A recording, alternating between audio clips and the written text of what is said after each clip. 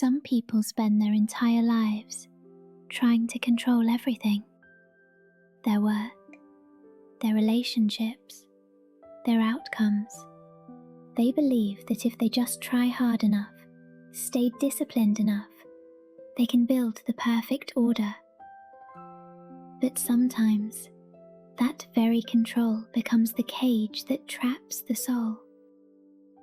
Only when they let go do they realize peace was never found in holding on, but in allowing things to flow. Howard Schultz, the man who built the Starbucks empire, once said, "Success is empty if you leave your soul at the door." Perhaps he never imagined that one day he would become the living proof of his own words. Seattle always carries the scent of coffee in the air. But to Howard, that scent no longer meant peace. It meant pressure, a pressure he had built around himself for years.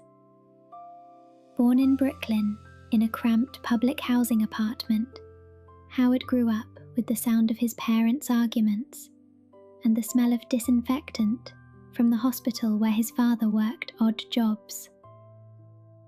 One night, he saw his father sitting in the dark, hands trembling after losing another job. That night, the 12-year-old boy made a silent vow.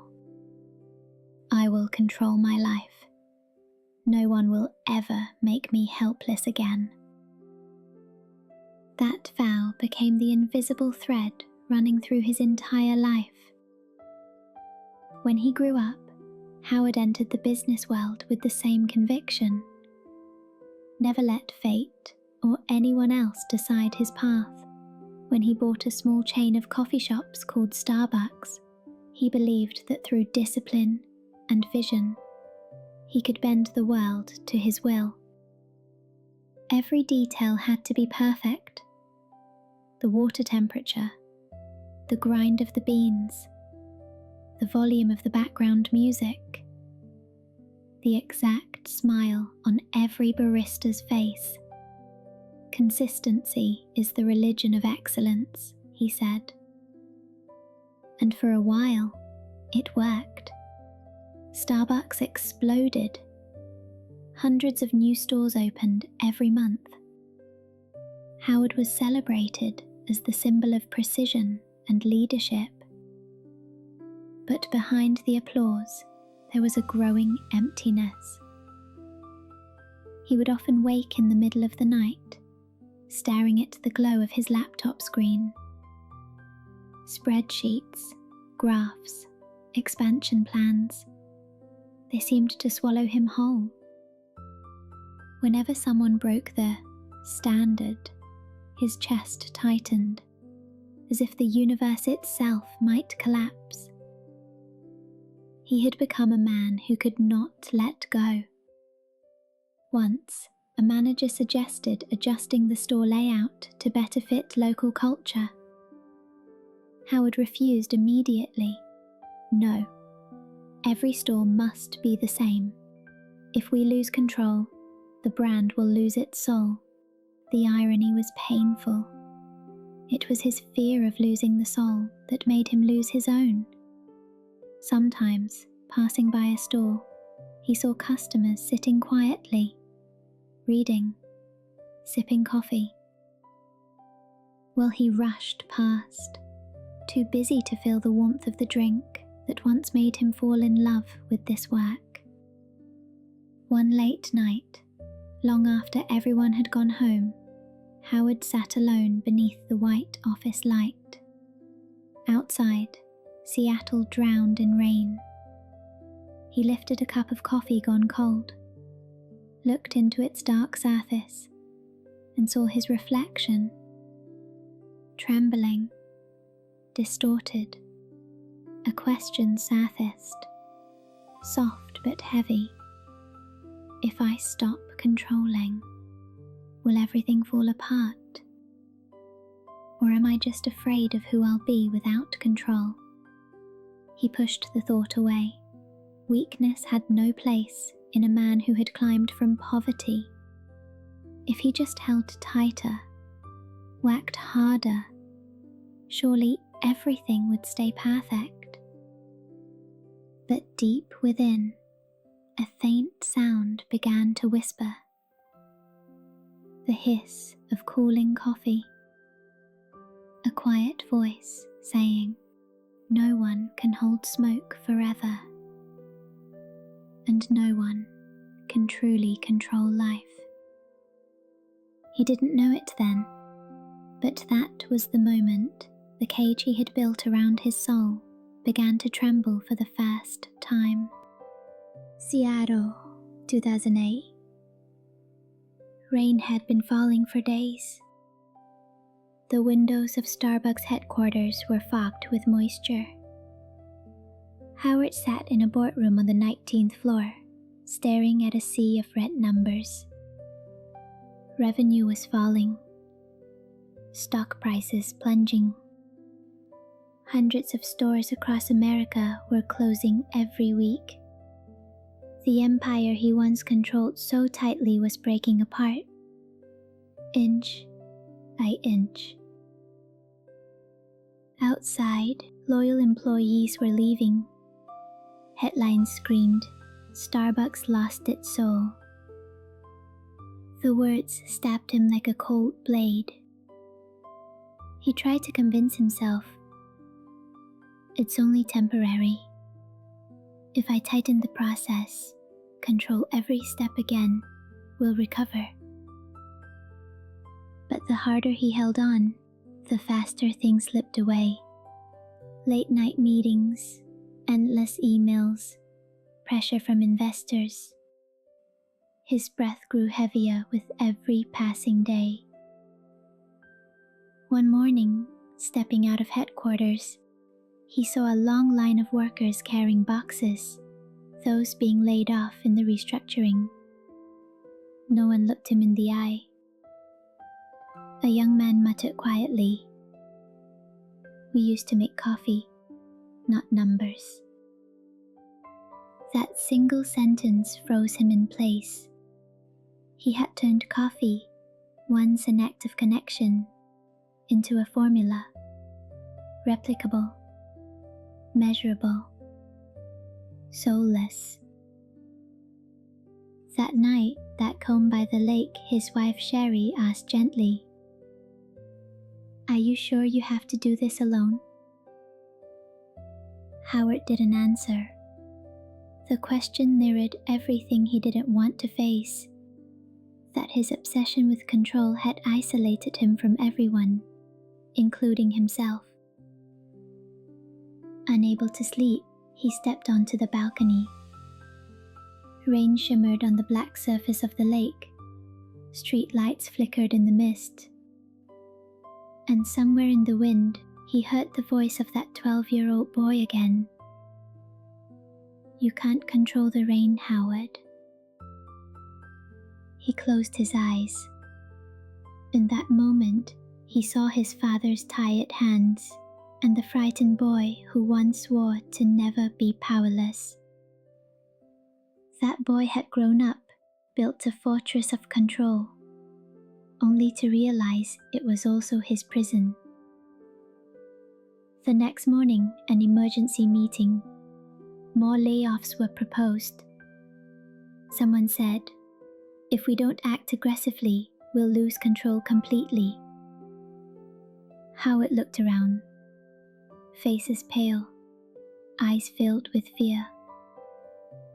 He realized everyone here was haunted by the same ghost, the need to control. He stood up. Enough. The room fell silent.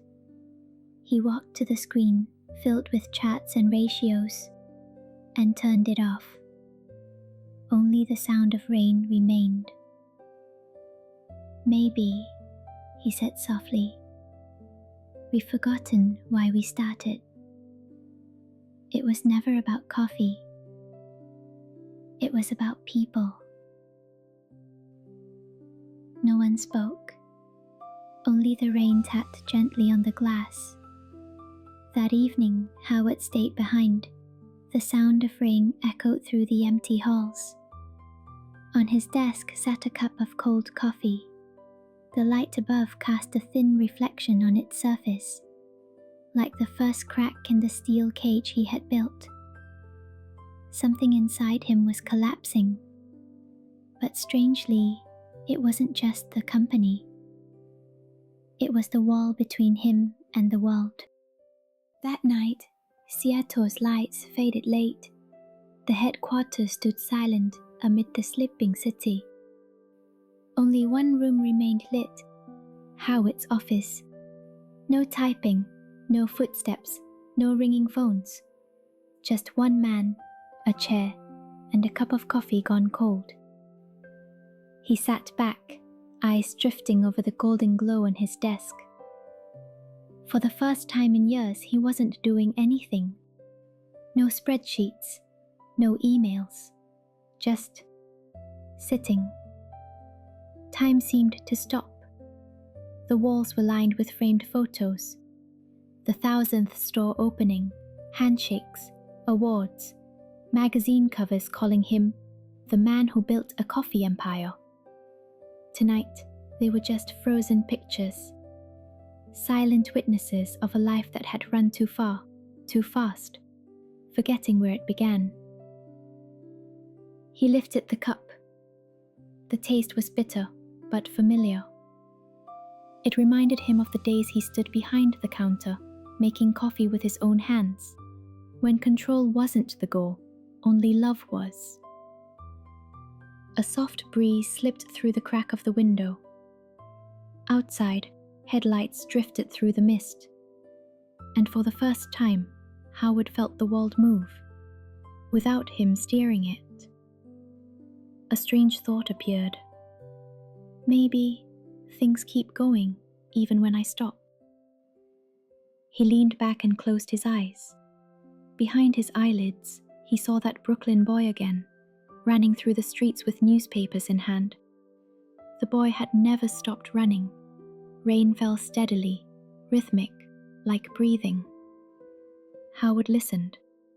He didn't resist it this time. He let the sound wash through him. It wasn't success. It wasn't failure.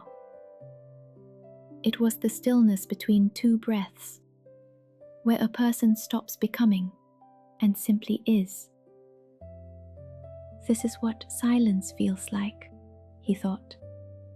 No applause, no alarms, no expectations. Just him and the quiet. He rose, walked slowly to the window. A single droplet slid down the glass, leaving a faint trail like a tear. He, not in regret, but in recognition. This was the first real breath he had taken in years.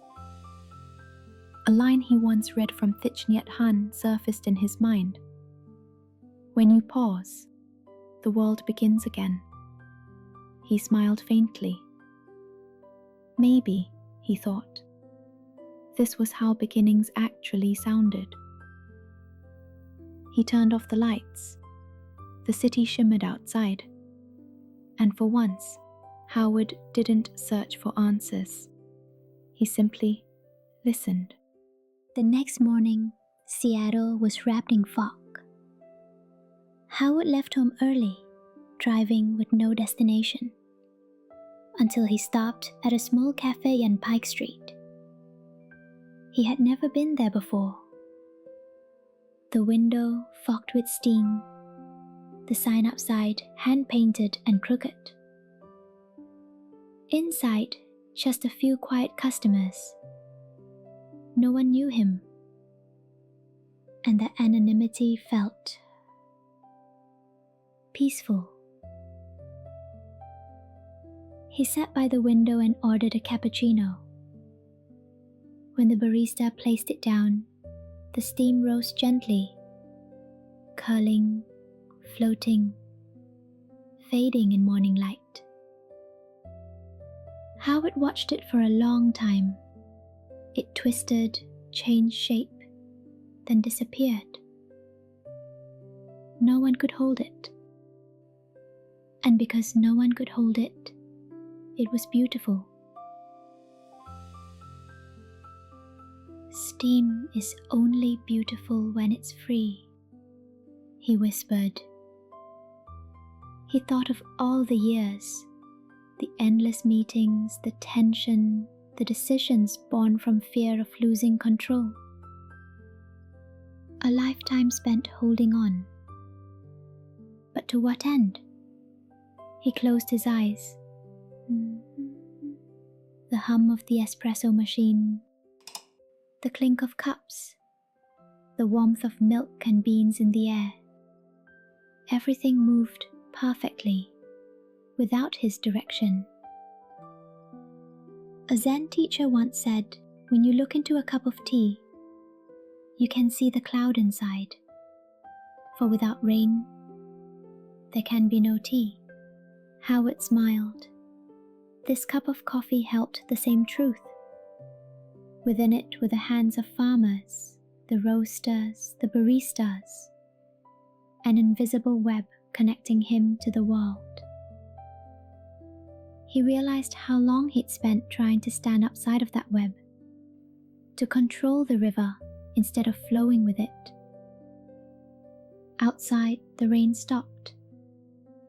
Sunlight cut through the clouds, shimmering on the cup before him. The steam had almost vanished, but the light made it glow. He took a sip. Warmth spread through his body. No bitterness, no sweetness, only the truth of what is. A soft stillness filled him, as if he had released something invisible. Control is an illusion, he murmured. Maybe peace begins when we stop trying to own the steam. Around him, life went on. Laughter, conversation, the quiet hum of morning. The world, he realized, remained beautiful, even beyond control. As he stepped outside, the breeze brushed against his hair. He felt light, like the very steam that had just disappeared. No need to hold, no need to keep, just to be. Months later, Howard left Seattle. He told no one. He packed a small bag, a notebook, and a quiet promise to himself. I need to remember why I began. His plane landed in Costa Rica at sunset. The air smelt of wet soil and drying beans. Driving from the airport, he rolled down the window and let the wind in. For the first time in years, he had no schedule, no meetings, no agenda, only presence. At a small farm, an old man came up to greet him. His skin sun-browned, his hands thick with calluses. Mr. Schultz, the farmer smiled. I didn't think you'd still remember this place. I forgot, Howard said softly. For too long. The man led him through rows of coffee trees, leaves, soil, the rhythm of the wind, everything alive.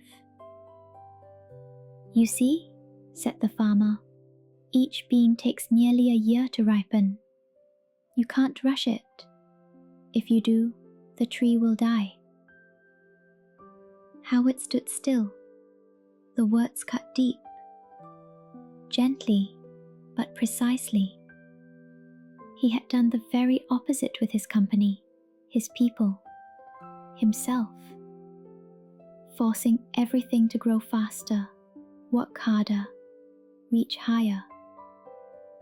They stopped by a wooden porch. The farmer boiled water over firewood and poured it slowly over freshly ground beans. The aroma rose, deep, calm, real. Coffee tastes best, the man said, when the one brewing it isn't in a hurry. Howard closed his eyes, inhaled. The scent stirred something inside him, the rhythm of life he had forgotten. He remembered a Buddhist line his wife Shari once wrote in a card. When the mind is restless, the water stays muddy. All these years, he had been that muddy water, always stirring, never still. When the coffee was ready, he held the cup with both hands, not to drink, but to feel the warmth. He remembered being a young man behind the counter, believing that coffee was about connection, not commerce. Maybe, he whispered, we make coffee lose its soul. The farmer didn't reply. He just smiled and looked toward the hills. Sunlight filtered through the trees, scattering into gold fragments on the ground. Howard felt a quiet peace spreading through him. No contracts, no charts, no deadlines. Just him and the real scent of coffee. He opened his notebook and wrote his first line in months. It's not about growth. It's about grace. The wind flipped the pages gently. He understood. For a bean to ripen, it needs time. For a human to awaken, it needs stillness. Before he left, the farmer said, Mr. Schultz, coffee keeps its flavor only when cared for by the heart, not by control. Howard nodded. He finally understood. Not everything survives by control. Some things live only through care. On the flight back to Seattle, he gazed out the window at drifting clouds. Steam, once again. Free, beautiful, and beyond anyone's grasp. After the trip to Costa Rica, Howard didn't return to the office. Instead, he left the city with a few books and some simple clothes. No schedule, no phone, no meetings waiting. He drove north into the mountains of Washington, where a small monastery nestled among the pines. The road up was winding, veiled in fog. The higher he went, the lighter he felt. City noises faded, leaving only the wind threading through the trees and the steady rhythm of his own breath. When he arrived, an elderly monk greeted him with a gentle smile.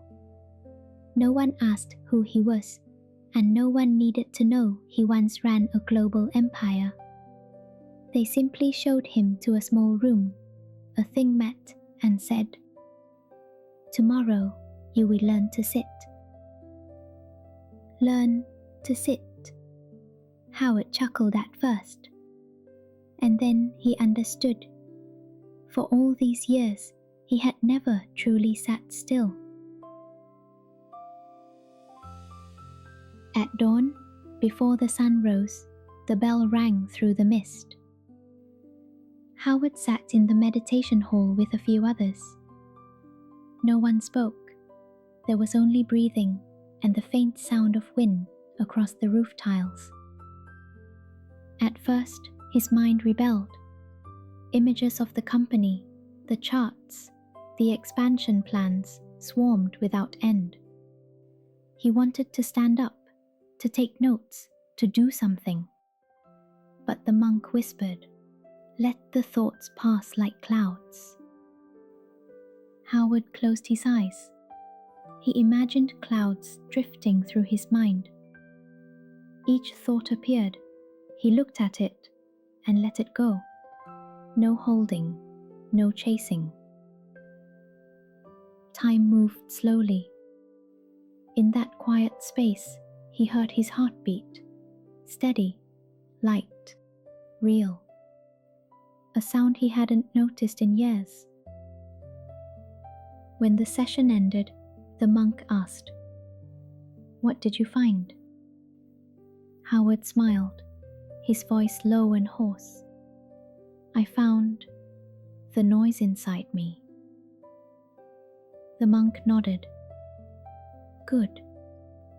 When you can hear the noise, silence is already beginning." In the days that followed, he learned to live slowly, washing dishes after meals, tending the garden, walking around the lake at dawn. No phone, no one calling him Mr. Schultz. Only Howard, a regular man, learning to listen to each falling drop of water. Every morning, he brewed a simple cup of coffee by hand. No logo, no procedures, no standards. Only beans, hot water, and presence. When the steam rose, he no longer tried to hold it. He simply watched. Steam lifted, dissolved into air, and disappeared, like everything in this life. One afternoon, he walked a hill with the monk. The sunset poured soft gold through the pine trees. The monk said, "The Buddha taught that peace begins when we stop fighting reality." Howard was silent. He realized that for years he hadn't been living, he had been resisting. Resisting failure, resisting fear, resisting every possibility of losing control. And because of that, he had never truly been free. Wind stirred the forest, the leaves whispering like a quiet song. Howard inhaled deeply and felt his chest open. No plans, no commands, no pressure to become anyone, only life itself, breathing in every gust of wind. He gazed into the valley below, white clouds blanketing the world. For the first time in his life, he didn't think about what to do next. He simply saw the clouds and felt himself dissolving into them.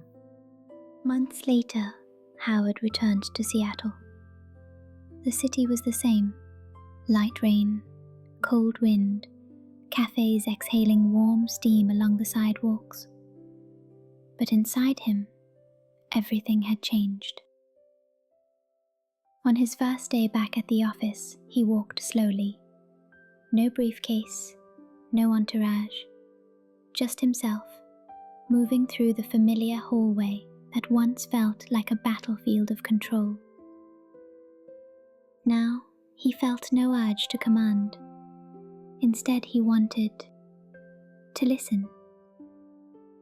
When employees saw him, they stood, awkward, unsure. Howard smiled, softly, as if he had never been CEO. "Just call me Howard." They weren't sure they believed the change, that his eyes were different. No hard edge, only warmth, as if he truly saw each person before him. That afternoon, he visited a small Starbucks in the suburbs. No announcement, no PR team. He sat in the corner and watched. The barista laughed with a customer. The grinder hummed steadily. The aroma filled the room. A young woman poured milk slowly, drawing a tiny heart on a cappuccino. Everything unfolded naturally. No orders, no manual needed. Howard felt his chest loosen. Not with pain, but with gratitude. When you trust people, they create beauty you could never control. He understood then, in all those years of controlling, he had stripped away people's joy in creating. Now, by giving freedom, that very freedom was bringing the brand back to life. Afterward, he called a meeting with his core leaders. No projector, no 50-page strategy deck. He said only one sentence. We forgot that coffee is human. The room fell quiet. Then he told them about the trip, the old farmer in Costa Rica, learning to sit again, and brewing coffee with bare hands. From now on, he said, we lead with trust, not control. No one took notes. They didn't need to. They could feel something more real than any slide could deliver. Time passed. Starbucks revived. Not with fireworks, but with steadiness. Stores felt warmer. Partners began adding small touches on their own, a handwritten thank you note, a small display of farm photos. No one told them to. They wanted to. Howard watched and smiled. He finally understood. Control doesn't create order. Trust does. One morning, he arrived early and brewed with the team. They were surprised. Sir, you don't have to. I know, he said, but I want to. The aroma spread, warm, gentle, like a morning greeting. He poured water slowly, watching the steam rise. It curled, then vanished, free, like the first time he understood how to let go without losing. You can still lead, he thought, but without holding. He understood now. Letting go isn't abandoning responsibility. It is choosing to be present without violence, without possession, without imposition. Letting life live according to its own nature. That afternoon, he walked alone around the lake near his home. Wind skimmed the surface, drawing small ripples. No one controls the wind, and no one needs to. Howard smiled and closed his eyes. His breath blended with the water's hush. The quiet peace flowed through him, the very feeling he had chased in numbers for years, but never found. That night, Seattle was still. No rain. Only a thin veil of mist over the city. Howard sat by the window of his lakeside home, the fresh cup of coffee in his hands. No one knew where he was, and no one needed to. He was no longer the CEO of a global coffee empire. He was just a man, sitting quietly with himself. On the table, a small candle flickered. Its light trembled on the thin ribbon of steam above the cup. Howard watched the steam, not to find a message, not to reflect, just to watch. It rose as always, vanished as always, and in its vanishing, he saw the beauty of presence. Everything that exists passes, and its passing is what makes it precious. Control is an illusion. Peace begins when we let go. The monk's words rang in his mind, no longer as philosophy, but as breath, as a self-evident truth. He remembered his life. The boy in Brooklyn with newspapers in hand and a vow to control his fate. The rushed meetings, trying to keep everything in a frame, the sleepless nights, guarding the order he had built. Now he saw those moments as waves, rising, breaking, dissolving into the sea, and the sea remained, still, vast, forgiving. Howard smiled. Maybe, he whispered, the ocean was never meant to be controlled. Maybe I was just meant to swim. He took a sip and closed his eyes. Coffee was no longer work, no longer symbol. It was simply the flavor of the present. Warm, light, real. In the quiet, his heartbeat blended with the wind. No more struggle between must do and allowed to be. Only the simple presence of a human being who had weathered a storm and found silence within. On the nearby shelf, his notebook lay open, its page unfinished since Costa Rica. He picked up a pen and wrote, "It was never about control. It was about connection. When I stopped holding the cup too tight, I finally tasted it." Candlelight brushed the paper. The letters trembled like breath. Outside, the lake mirrored the night sky, small ripples gliding across. Howard looked up at the full moon, quiet, steady, pouring light onto the water. No one controls the moon, yet the night is bright. No one controls the wind, yet the lake is calm. So it is, he realized. Life never needed our control. It only needed our presence. He set the cup down and leaned back. Warmth spread through the room.